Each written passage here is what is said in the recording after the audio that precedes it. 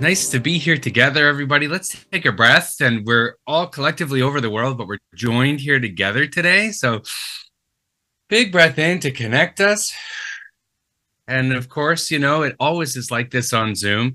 The stars have to align for us to be connected, to see each other, to hear each other, to have good Wi-Fi. And so it's happened. It's awesome. In improv, we roll with it. The program starts when it's meant to start. Those who attend are meant to attend, and it ends when it's meant to end. And sometimes that can challenge our need for control. But we've learned to roll with it, especially on Zoom, because sometimes we have to troubleshoot before we kick off. So it's nice to be here with everybody today.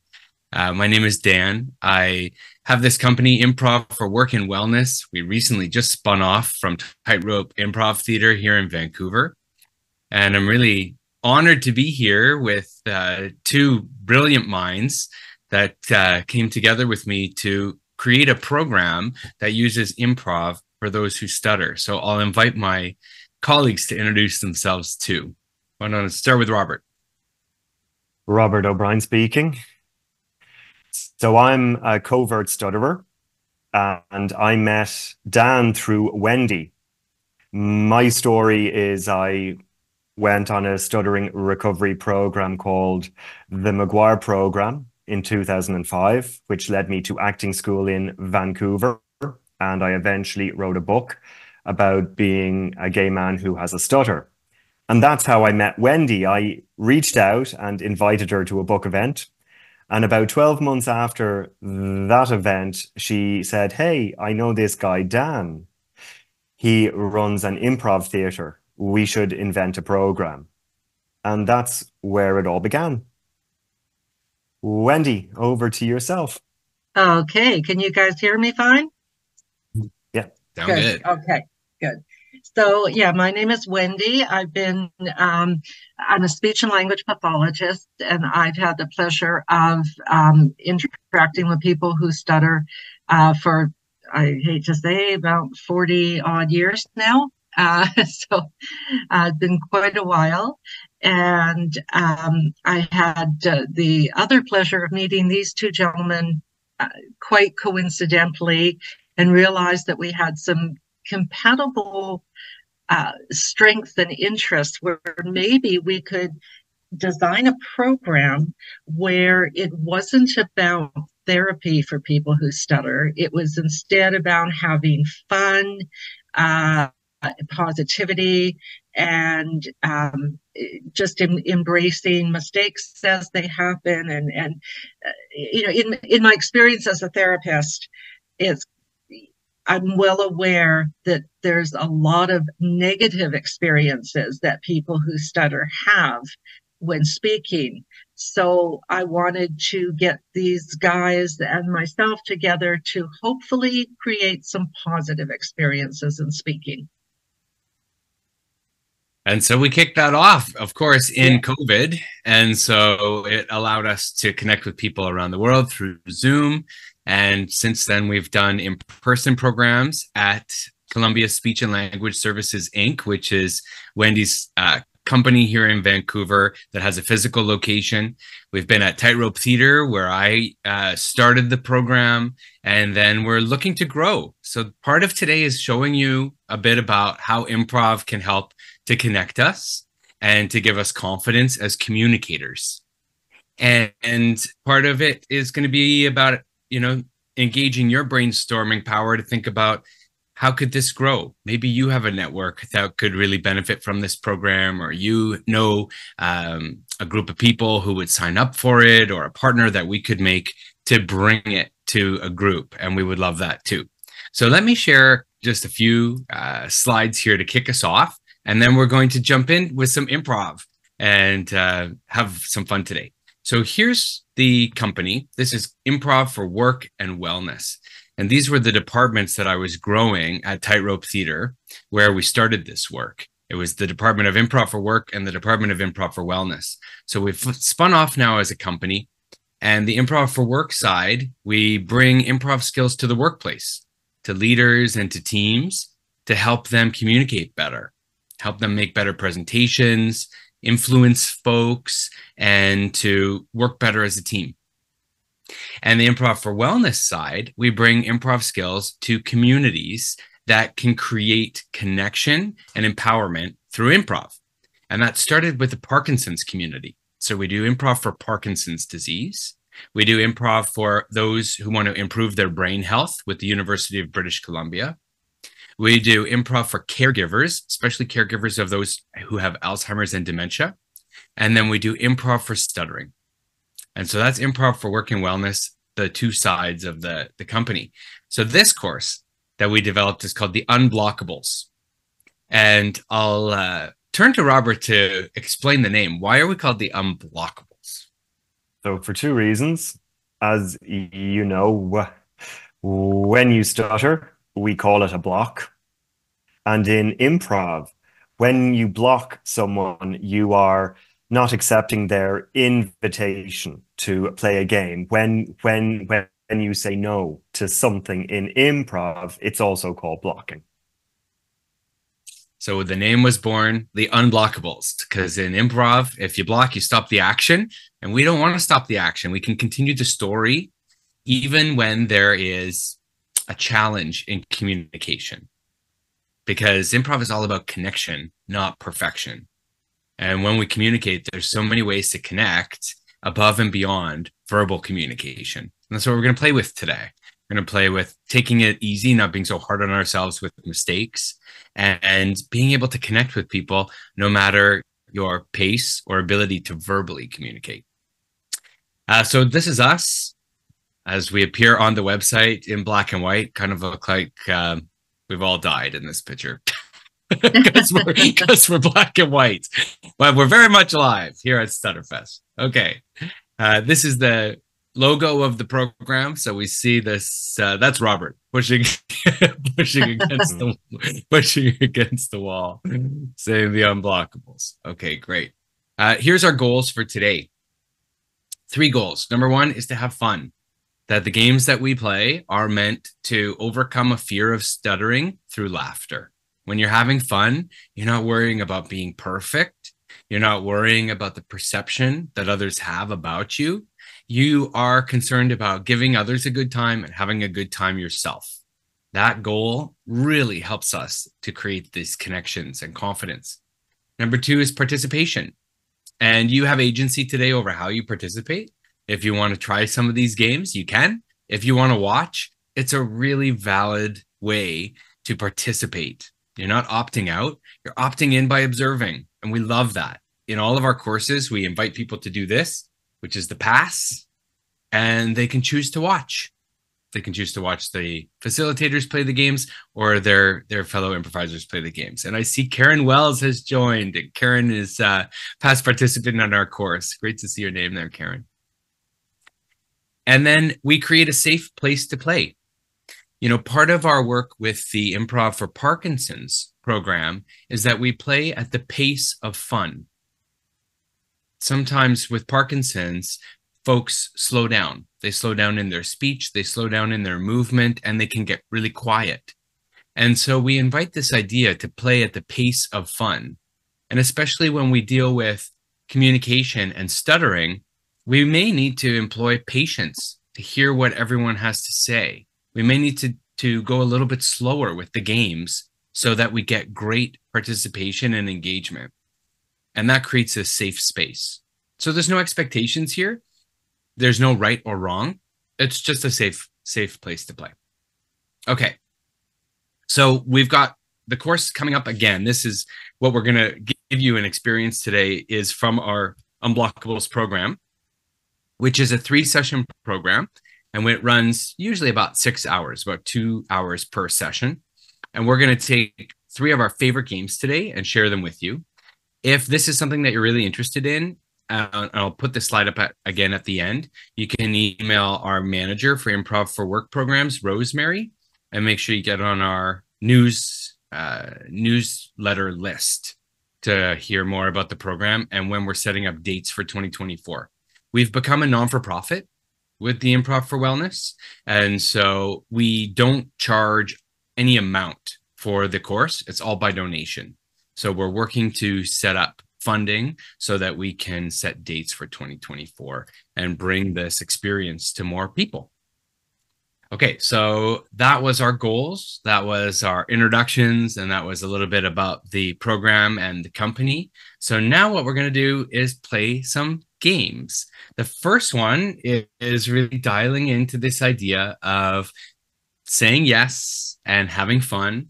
It's called saying things in a funny way. Robert, do you want to talk a little bit about this game? Robert chose this one to start off with. Maybe tell us why. As a person who stutters, we all want to sound perfect and fluent. This game is all about saying things in funny ways to find a new voice or a different way of speaking while smiling and having fun. And I thought it would be a nice icebreaker to lead us in to the next games. Okay, so the first thing we'll do to warm up in this game is I'll give you an occupation, and we won't do this verbally, and this is what we always do in the course. We do warm-ups that bridge up to verbal communication. So just to get us warmed up and to get us interacting, we can use the chat for this one. I'm going to give you a occupation, and I'd like you to write in the chat someone who has this occupation, something that they would say. Okay, so something that you would hear a surgeon say. The first suggestion is surgeon. What might you hear a surgeon say? Tap it in the chat. Deborah, quick off the starting pistol there. Scalpel. Exactly. What else might we hear a surgeon say? I got one. Hands are washed. Gosha says, cut it.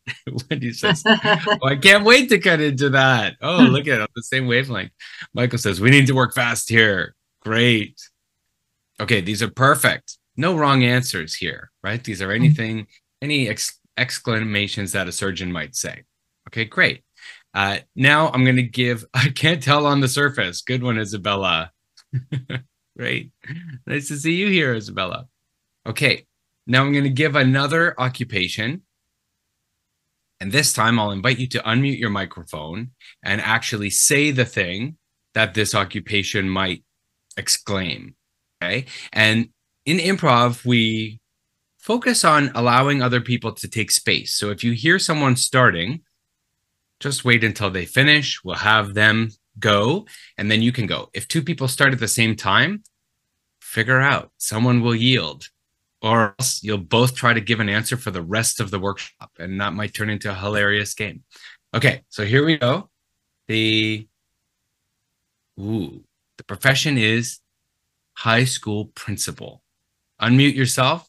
What might a high school principal say? And if you don't want to say it verbally, you can type it in the chat and Robert or Wendy will say it. I need to see my office. That's great. This is how we applaud on Zoom. That was a great kickoff, Chico. What else might the high school principal say? You need attention. Do you take this to school? Where are you supposed to be right now? You need to improve your behavior. What are you smoking? It's 9 a.m. Let the learning begin. I don't want to hear any of your excuses. Nice. Any more? Are you really serious? Oh, we got a good one from Isabella. You're supposed to be in class. Great. Okay, good. Round of applause for that one. So we got ourselves warmed up thinking about things an occupation might say. Now we started singing them out loud. And now we're going to say them in a funny way. So one of my first teachers told me, you don't always have to have something funny to say. you can say it in a funny way.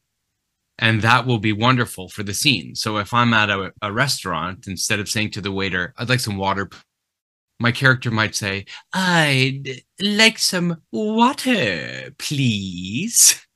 The audience goes, who is this character? Right? It's like all of a sudden I didn't say a joke, but I made a very interesting offer with the way that I've said it. And this is where you can use your stutter to your advantage, where it becomes part of your character, becomes part of the character that you're playing. You could choose to have that incorporated or not. So with Parkinson's, if someone is having a tremor during the class, they can choose to have their character have a tremor, or they can choose to have us look right through the tremor and not see it at all. So we do the same thing with the stutter. So I'll give an occupation, and this time I'll give emotion, and we'll see if we can, say the exclamation in a funny way, maybe incorporating the emotion.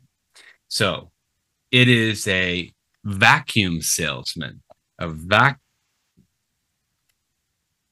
salesperson. Okay, there we go. Vacuum salesperson. And our emotion is, get the wheel spinning here, grateful.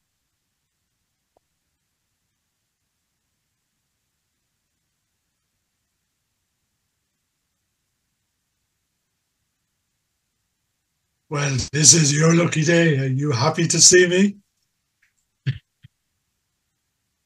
Thank you so much for buying my vacuum. It allows me to put my kids through university, even though they're only 5 years old.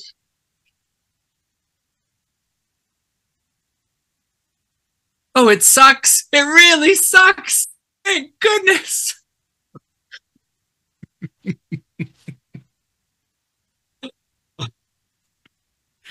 I can't believe you bought 3 of them.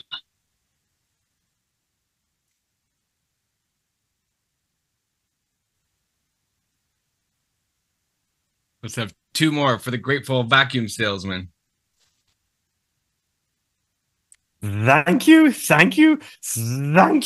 I'll be back with the bags next week.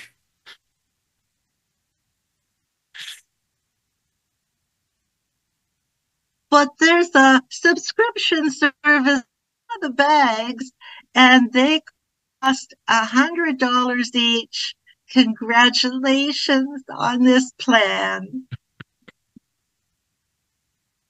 Great. Okay, give yourselves a round of applause. We'll do one more round of saying things in a funny way. And this is where we can really get silly. So we had grateful there. This time, there's not going to be an emotion. I'm just going to give an occupation. And I want you to make an exclamation from that occupation, just like we did for the high school principal. And this time, I want you to say it in a funny way. So that might be a pause. It might be the pitch that you use for the character. Maybe a really low voice, maybe a really high voice. Or it might be the emphasis that you use. So to say, I watered all the plants on the balcony. Okay, so just play with it. The fun is discovering it in the moment. Again, don't try to be perfect. Don't try to be anything other than what it is. And however you express yourself is perfect. So here's the occupation. We're going to hear some funny exclamations from travel agents.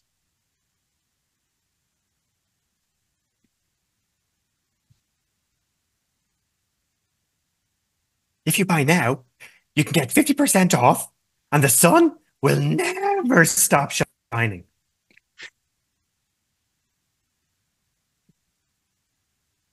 And we promise you away from the Bermuda Triangle. The Saskatchewan is beautiful this time of year.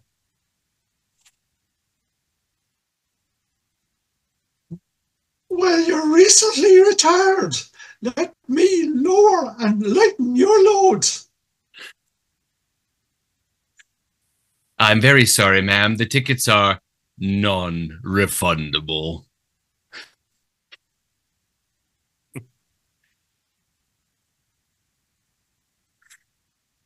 we know that you plan to go to Paris, but we routed you through Dublin so you can spend time with Robert and Michael. You want to take the dog, huh? That is no problem at all, lady. I know it said all inclusive, but you weren't supposed to take home the pillows.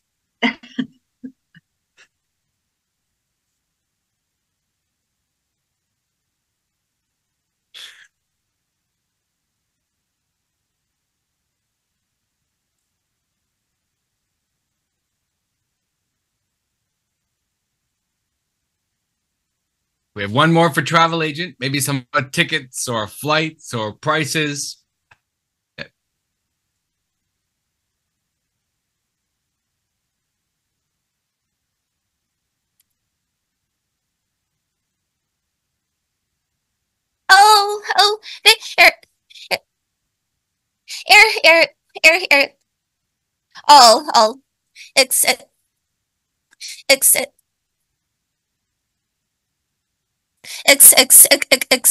Expensive now. Yay! Isabella, great to hear your voice. I love that one about being expensive now. Great job. Okay, so this gives us some license into not being perfect when we communicate and being able to have fun instead of trying to get it right.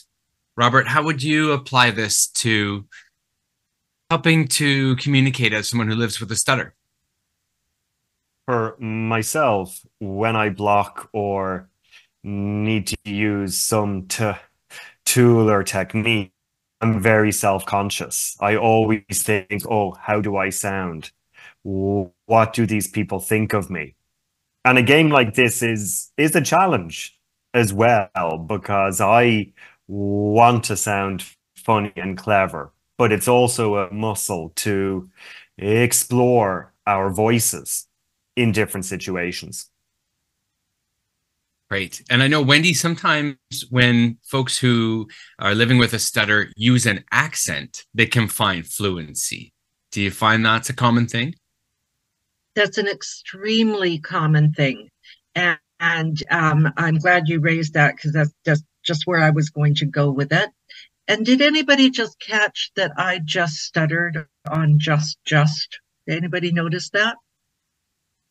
No? Okay, I noticed it because I'm a speech therapist and that's what we do. But the point there, just as a little aside, is that everybody stutters. There's a range. I wouldn't identify myself as a person who stutters, but like everybody else, I occasionally stutter, right? So yeah, the act is really interesting. And I've had clients who have a hard time being in their own voice, but they can be in a starring role in a high school play, and they do so well.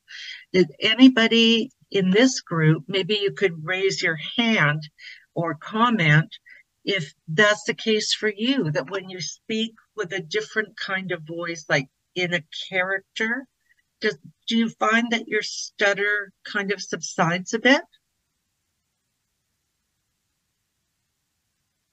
Yes, every time. And I know Karen, who's on here, has an awesome Southerner accent that she sometimes uses that I remember from the program. So I'll give some good kudos there to Karen. Maybe she's not feeling like joining today, but she's got a great Southern accent that I've heard before. Awesome. Karen, yes, I have a twang Texas accent. That's right. Isabella says that does happen sometimes. Cool. Okay, so this game is a great way to practice that, to communicating in a different way. Sometimes you find your own voice by using other voices and getting playful with it, not being so precious around the way that we sound or getting it perfect. Move on to our next game. This one is called One Time, and it focuses on listening and really being in the moment and creating a connection with someone else through communication. So this one word at a time game is where I'm going to give a question, and Robert and Wendy will answer the question, but they'll do it together, one word at a time. So here's the question. What is the best way to experience the ocean? What's the best way to experience the ocean? And so they're going to go nice and slow. They're going to use their listening and building off of each other, accepting each word, see if they can answer this question. Best way to experience the ocean. The way To explore the ocean, is to swim in it before the Before that. tide comes out. All right. And then when they're done their answer, they could just do a bow. I think they could have even finished the answer. The best way to experience the ocean is to swim. Yeah. There's a before the tide comes out. It was great. Great. Okay, so what was that experience like, Robert? There's always the anticipation.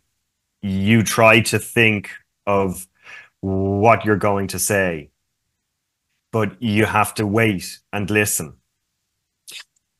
And resisting to time pressure as well, to take your time, I find challenging personally. I love that. You have to stay present. If you're planning ahead to what the answer is going to be, your partner's not going to give you what you need. And then you're going to be very frustrated, right? So you've got to stay present with what you've just heard and what you're contributing. And I think a lot of times we think ahead or we get into judgment mode about how we're sounding or how we're doing, and that breaks the connection. Wendy, how was it for you? Well, I agree with all of that. Like, you can't figure it out in advance, because as soon as you do that, your partner is going to throw you a curveball, so to speak. So I find that it's actually quite interesting when I play this game with clients who stutter.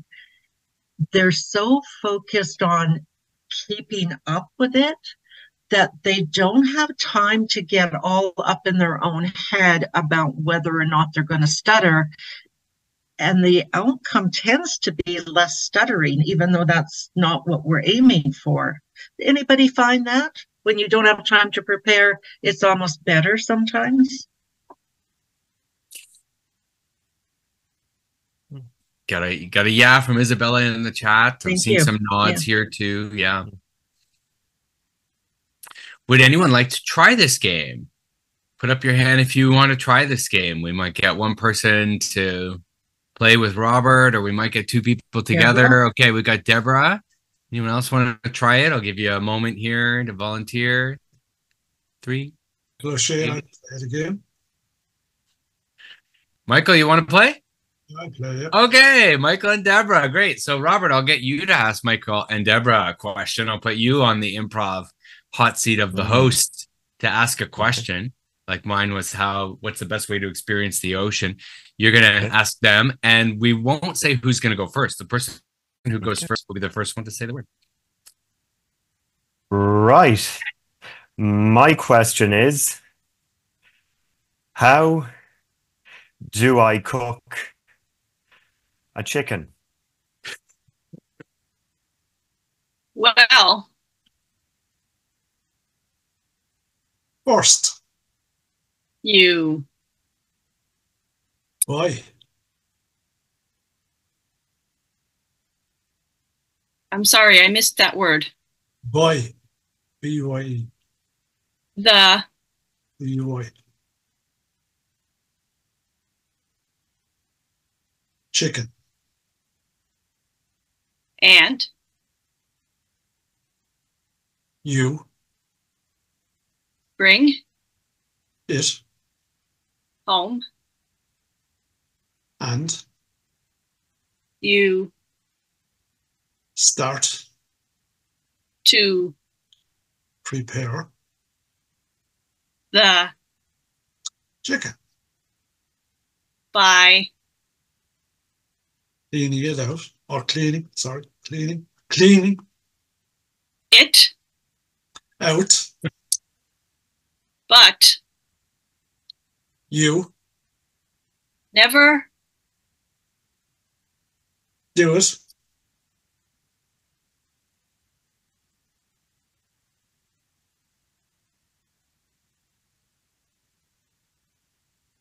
with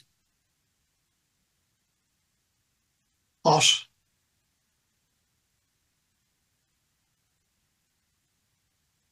pepper.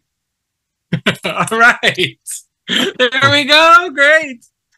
What a great answer. Okay, so how do you cook a chicken? Well, first you buy the chicken and you bring it home and you start to prepare the chicken by cleaning it out, but you never do it with hot pepper. It's really good advice. Okay. One of the funniest parts of that for me was when Michael put more than one word in. Yeah. Right? And this is where we say in improv, break the rules. Don't worry about being perfect. Embrace mistakes. That's probably the most enjoyable part of it, right? That's where I actually laughed when he goes cleaning it out. Oh, geez, I mean cleaning. And then Deborah totally supported him and said, it's out. So it was great. Good job. Wendy, what did you notice in that game? Well, again, I didn't notice any stutters, which is quite interesting to me. And I wonder if it's because you were able to get out of, abandon the thoughts of maybe I'm going to stutter and just be focused on what word am I going to say next?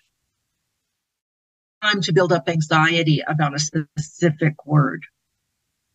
Yeah, and this idea around connection really reinforces our whole program. It's about connection. They were creating this answer together.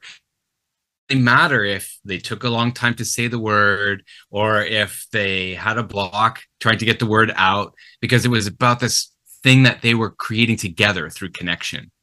And that I really felt that teamwork in that exercise. Nice.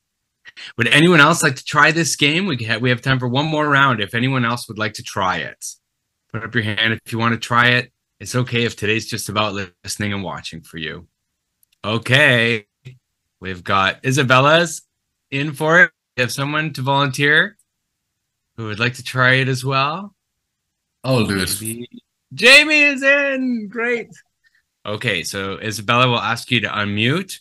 And you've played this game before. Okay, Wendy, I'd like you to ask a question now to Jamie and Isabella, and they're going to answer us one word at a time, and I'll try to keep up in the chat.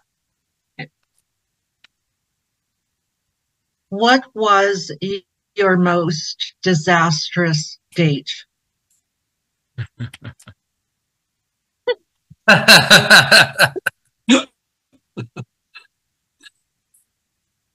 Is it too late to opt out? Just start with one word, Jamie. Well. When? I Was?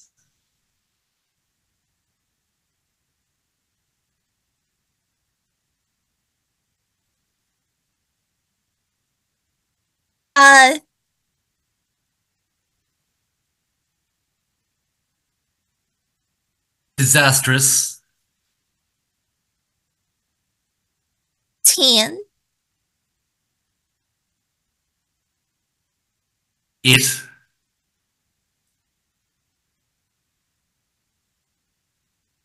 once 2.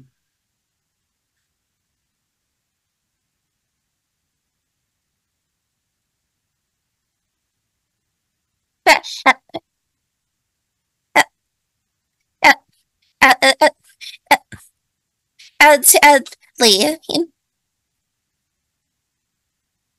One more time for me. Sadly. Badly? Yeah.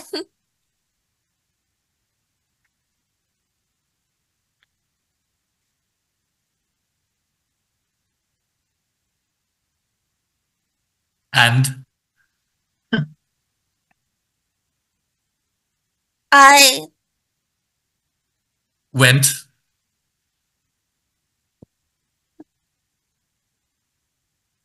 to another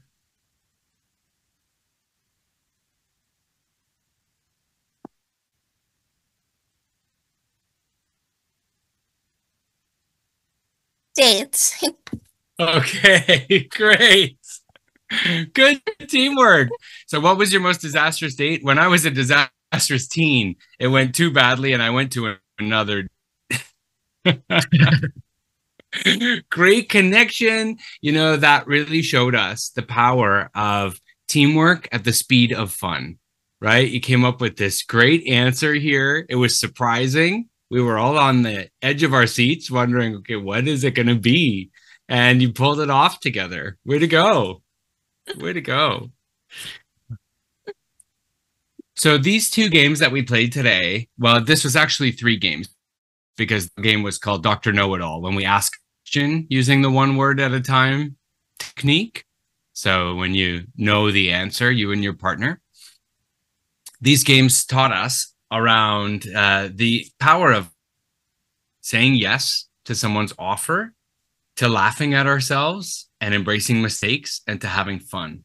And that's what our program is all about. So if there's any questions, you can ask them now or put them in the chat. I'll put a slide again around how to stay in touch with us at Improv for Work and Wellness, and to email Rosemary to get on our mailing list for when the program comes back. It's Rosemary at improvforworkandwellness.com. I'll also put that in the chat. But we'll open it up now for any discussion or questions that you have, and then we'll go back to the StutterFest activities.